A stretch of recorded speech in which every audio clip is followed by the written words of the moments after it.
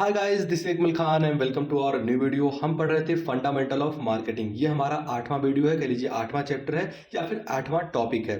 Topic का नाम है product planning and new product development. अब इससे रिलेटेड जितने भी आपके ऑप्शनल क्वेश्चन बन सकते हैं, सारे क्वेश्चंस को हम कवर करेंगे एंड एग्जाम के पॉइंट ऑफ व्यू से जो इंपॉर्टेंट है वो भी क्वेश्चंस को कवर करने वाले हैं। और इससे पहले 7 वीडियोस लगभग हमने आपके 250 क्वेश्चन से भी ज़्यादा क्वेश्चंस को कवर कर लिया हुआ है 7 टॉपिक्स में। अगर आपने नहीं देखा तो प्लीज़ चैनल पर जाकर वीडियो देख सकते हैं। आइए शुरू करते हैं। क्वेश्चन कह रहा है पहला कि प्रोडक्ट मिक्स रिफर्स टू। जो प्रोडक्ट मिक्स होता है ये रिफर करता है किसको? तो ये रिफर करता है किसको? ये a set of all product offered for sale. अगर कोई प्रोडक्ट सेट ऑफ प्रोडक्ट रहे, बहुत सारे मात्रा में प्रोडक्ट रहे, ढेर सारे जो है ब्रांड के प्रोडक्ट, ब्रांड कह लीजिए या फिर ढेर सारे मल्टी प्रोडक्ट रहे एंड उसको एक साथ ऑफर किया जाता है सेल के लिए, तो उसे प्रोडक्ट मिक्स कहा जाता है। करेक्ट आंसर आपका ऑप्शन बी हो जाएगा। आगे बढ़ते हैं। दूसरा क्वेश्चन कह रहा है प्रोडक्ट लाइन रिफर्स टू। जो आपका प्रोडक्ट लाइन होता है ये किसको रिफर करता है?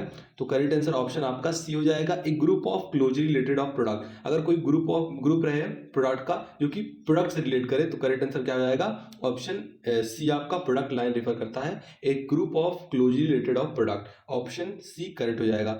अगला क्वेश्चन कह रहा है which one is not a dimension of product concept. इनमें से कौन सा क्वेश्चन हमने ऑलरेडी कवर कर लिया हुआ है अपने 7वें टॉपिक में, तो वहां से जाकर आप वीडियो देख सकते हैं। अगर आप नहीं देखे हैं देखें तो बहुत अच्छी बात, आपको पता होगा कि मल्टी प्रोडक्ट जो होता है ये डिमेंशन ऑफ प्रोडक्ट नहीं होता है कॉन्सेप्ट का, इसलिए ऑप्शन डी करेक्ट हो जाएगा। जो आपका अगला क्वेश्चन कर रहा है which is not a stage of PLC. जो आपका पीएलसी प्रोडक्ट लाइफ स्टेज होता है, प्रोडक्ट लाइफ साइकिल होता है, इसमें से कह रहा है इसका स्टेज नहीं है। तो हमने ग्रोथ स्टेज भी पढ़ा था आपका, सेचुरेशन स्टेज भी के बारे में भी जाना था, डिक्लाइन स्टेज जब आपका बिल्कुल सेल वगैरह गिर जाते हैं। तो ये जो होता है ये सारे तो आपके पीएलसी के स्टेज हैं, लेकिन सेल जो होता है ये स्टेज नहीं है। ऑप्शन इसलिए ए करेक्ट हो जाएगा। आगे बढ़ते हैं। अगला क्वेश्चन कर रहा है market modification and product modification दोनों जो स्ट्रेटेजी होती है कौन से स्टेज में, प्रोडक्ट लाइफ साइकिल के कौन से स्टेज में यूज होती है?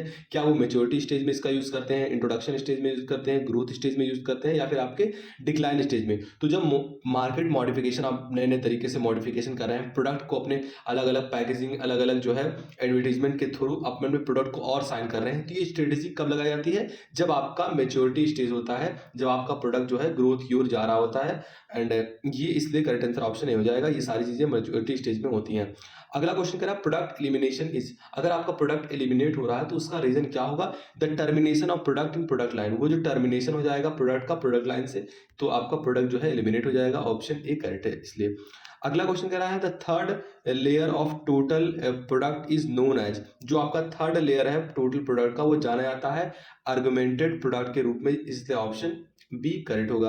अगला क्वेश्चन कह रहा है new product development is not related with. जो न्यू प्रोडक्ट डेवलपमेंट है, एक जो सीरीज होती है आपकी न्यू प्रोडक्ट डेवलपमेंट की या फिर steps in new product development, उसमें सबसे पहले आपका आइडियल जनरेशन आता है, सबसे पहले आपका आइडियल जनरेशन, फिर उसके बाद स्क्रीनिंग आती है, फिर बिजनेस को एनालिसिस किया जाता है, उसके बाद प्रोडक्ट को डेवलप किया जाता है। जब बिजनेस को आपने ग्रो कर लिया तो प्रोडक्ट का डेवलपमेंट किया जाता है, इसके बाद टेस्ट किया जाता है मार्केट में एंड इसके बाद आपका लास्ट में कमर्शलाइजेशन होता है। ये जो होता है ये स्टेप्स हैं जब आप नए प्रोडक्ट को बनाते हैं। तो कह रहा है इसमें आपके क्वेश्चन कि न्यू प्रोडक्ट डेवलपमेंट में इनमें से कौन सा रिलेटेड नहीं है? तो आइडियल जनरेशन बिल्कुल आपका पहला ही स्टेप होता है, स्क्रीनिंग जो होता है ये दूसरा स्टेप है आपका, टेस्ट मार्केटिंग जो होता है ये फिफ्थ स्टेप है। लेकिन जो प्रोडक्ट डिफरेंशिएशन है ये न्यू प्रोडक्ट डेवलपमेंट से रिलेटेड नहीं है, बल्कि ये मार्केटिंग का एक स्ट्रेटेजी है, इसलिए ऑप्शन बी करेक्ट हो जाएगा। अगला क्वेश्चन हमने ऑलरेडी कवर कर लिया हुआ है पिछले वीडियो में। कह रहा है आपसे क्वेश्चन कि in the age of fast technical change the product life cycle is. आजकल के मॉडर्न जमाने में टेक्निकल जो जमाना है आपका, इसमें प्रोडक्ट लाइफ साइकिल मतलब प्रोडक्ट का लाइफ साइकिल कितना रह गया है? तो बहुत ही शॉर्ट। अब कंपनियां उन सारी चीज़ों को बना रही हैं जिन्हें एक बार यूज़ करने के बाद आप फेंक देते हैं एंड वही ज़्यादा ग्रोथ हो रहा है, क्योंकि ज़्यादा पॉपुलेशन है, जल्दी जल्दी यूज़ करके फेंक देंगे या फिर तो फिर नए प्रोडक्ट को परचेज करेंगे। इससे क्या होगा? कंपनियों का जो है ग्रोथ होगा। ये भी एक टाइप की स्ट्रेटेजी है, तो ऑप्शन ए करेक्ट हो जाएगा। अगला क्वेश्चन कर रहा है the items which are partial और कंप्लीटली। जो आपके पार्टली और कंप्लीटली एक मतलब फाइनल प्रोडक्ट के एक पार्ट बन चुके होते हैं, उन प्रोडक्ट को क्या कहा जाता है? तो उन प्रोडक्ट को जो है फैब्रिकेटेड मटेरियल्स कहा जाता है। ऑप्शन डी करेक्ट हो जाएगा 10th का। तो आगे बढ़ते हैं। अगला क्वेश्चन कर रहा है एक group of product that are closely related because which are mean for similar use. अगर कोई सिमिलर यूज कॉन्स्टिट्यूट के लिए प्रोडक्ट को यूज करता है तो वो क्या होता है? तो वो प्रोडक्ट लाइन का एक ग्रुप, मतलब प्रोडक्ट लाइन जो होगा इसका एक कोई सदस्य होगा। अगर मतलब कोई प्रोडक्ट क्लोजली रिलेट कर रहा है बहुत सारे प्रोडक्ट से, तो वो आपके प्रोडक्ट लाइन का एक ग्रुप का एक मेंबर होगा, इसलिए प्रोडक्ट लाइन यहाँ आपका करेक्ट हो रहा है। अगला क्वेश्चन कह रहा है the following is the preliminary stage of product planning. सबसे पहला स्टेज कौन है प्रोडक्ट प्लानिंग का, ये आपसे पूछ रहा है। तो 12th का आपका ऑप्शन डी करेक्ट हो जाएगा। प्रोडक्ट डेवलपमेंट एंड डिजाइनिंग जो होता है ये सबसे पहला, कि आप प्रोडक्ट को जो है डेवलप कर रहे हैं, उनको डिजाइन कर रहे हैं, फिर उसके बाद आप मार्केट में उतारेंगे, फिर जो है कैपेसिटी प्लानिंग करेंगे, आप मटेरियल रिक्वायरमेंट की प्लानिंग करेंगे। लेकिन पहले डेवलपमेंट का एंड डिजाइनिंग कैसा होगा प्रोडक्ट का, सबसे पहले वो आप सोचते हैं, इसलिए ऑप्शन डी करेक्ट हो जाएगा। जो आपका फंडामेंटल मार्केटिंग है, बेसिकली अगर थोड़ा बहुत आप इसके बारे में समझ जाते हैं, थोड़ा बहुत पढ़ लेते हैं कैसे जो है चीज़ें बिकती हैं, क्या स्टेप्स होते हैं डेवलप करने के प्रोडक्ट को, या फिर मार्केटिंग स्ट्रेटेजी क्या है, तो आप चीज़ों को आसानी से लगा सकते हैं करेक्ट। तो ऑप्शन यहाँ डी करेक्ट हो जाएगा। अगला क्वेश्चन कह रहा था following resources for developing new product, new improve product, वो क्या होते हैं। तो अगर आप न्यू डेवलप कर रहे हैं न्यू प्रोडक्ट को और इम्प्रूव प्रोडक्ट को, तो ये सारी चीज़ों का आपको ध्यान रखना होगा। जैसे research and development department of the enterprise, आपके पास इंटरप्राइज के पास जो है रिसर्च करने वाले एंड डेवलप करने वाले प्रोडक्ट को होने चाहिए, तभी आप नए प्रोडक्ट को डेवलप कर पाएंगे। कंज्यूमर सजेशंस आपको लेने होंगे एंड उनकी कंप्लेंट्स पर काम करना होगा। Other competitive products in market, आपके सामने अदर भी प्रोडक्ट होंगे जो है कंपटीशन के रूप में, क्योंकि आप कोई प्रोडक्ट बना रहे हैं तो ऐसा नहीं है कि बस आप ही उस प्रोडक्ट को बना रहे हैं, अलग अलग ब्रांड की और भी जो है कंपनियां उस प्रोडक्ट को बनाएंगी, इसलिए ऑप्शन डी यहाँ करेक्ट हो जाएगा। जब न्यू प्रोडक्ट को डेवलप करते हैं तो ये सारी चीज़ों को आपको ध्यान में रखना होगा। अगला क्वेश्चन 14 नंबर का कह रहा है product cost can be reduce by considering the following aspect at the design stage. अगर आप डिजाइन स्टेज पे किसी प्रोडक्ट का जो है दाम कम करना चाहते हैं तो क्या करना होगा।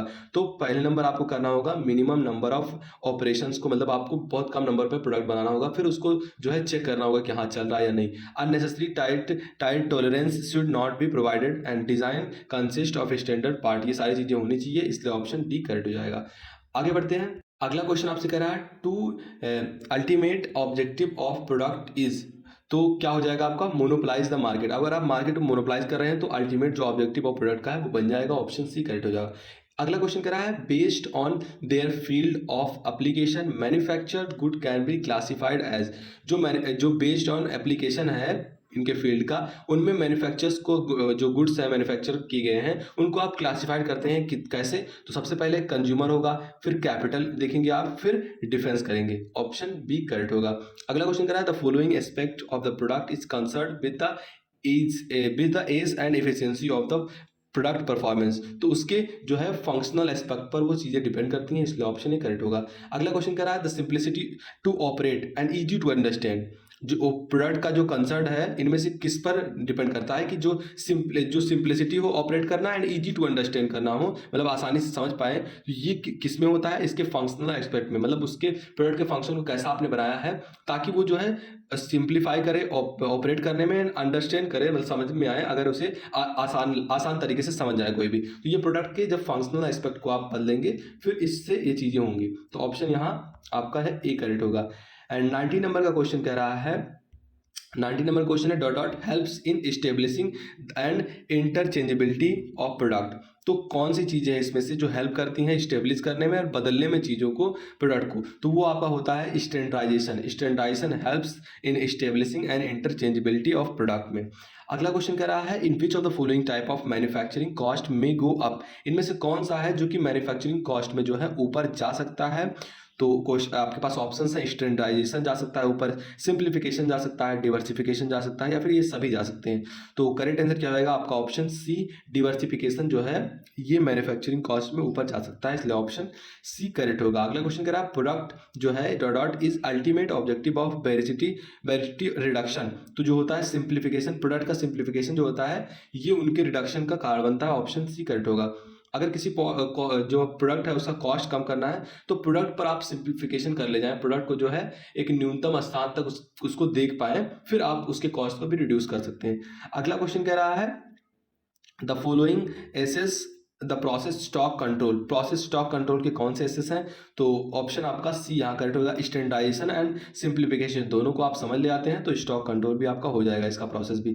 अगला क्वेश्चन कह रहा था following is the durability aspect of A product, इनमें से कौन सा है जो ड्यूरेबिलिटी आपका एस्पेक्ट है किसी भी प्रोडक्ट का, तो वो कौन सा होता है।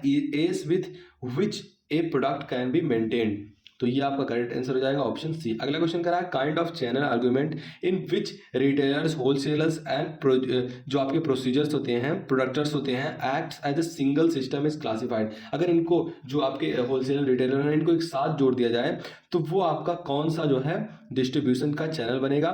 तो करेक्ट आंसर क्या होगा आपका ऑप्शन सी, ये वर्टिकल मार्केटिंग सिस्टम को बनाते हैं।